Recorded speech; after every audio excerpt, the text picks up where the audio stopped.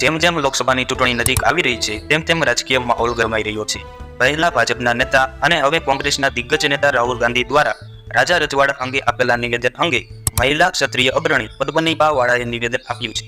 પદ્મનીબા વાળાએ કહ્યું કે રાહુલ ગાંધીએ માફી માંગવી જોઈએ. સાથે જ ક્ષત્રિય સમાજના જ કેટલાક આગેવાનોને જયચંદ ગણાવ્યા હતા. લોકસભાની ચૂંટણીનો માહોલ બરાબર જામ્યો છે.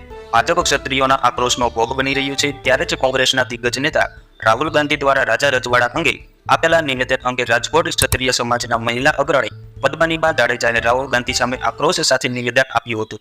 પદ્મનીબા જાડેજાએ કહ્યું હતું કે રાહુલ ગાંધીએ તેમના શબ્દો પાછા ખેંચવા જોઈએ. રાહુલ ગાંધીએ સમગ્ર ક્ષત્રિય સમાજની માફી માંગવી જોઈએ. સાથે કહ્યું હતું કે કોઈ પણ વ્યક્તિ ક્ષત્રિય સમાજ વિશે બોલી જાય છે તે ક્ષત્રિય સમાજને સમજે છે શું?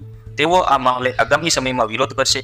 પદ્મનીબાએ કહ્યું હતું કે કોઈએ પક્ષપાત ન હોવો જોઈએ. ભાજપ હોય કે કોંગ્રેસ જે પણ ક્ષત્રિય સમાજ વિશે બોલે છે તેમનો વિરોધ કરવો જોઈએ.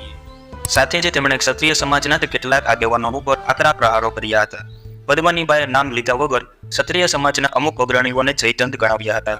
તેઓ તો આક્રોશ સાથે ત્યાં સુધી બોલી ગયા કે આવા જયચંદને કારણે ક્ષત્રિય સમાજ 20 વર્ષ પાછળ જતો રહ્યો. અમે આ લડત જીતીશું, પરંતુ અમુક જયચંદોના કારણે સમાજને નુકસાન થઈ રહ્યું છે. હવે આ જયચંદ કોણ? પદ્મનીબા કોના પર આક્ષેપ કરી રહ્યા છે તે પણ એક મોટો સવાલ છે.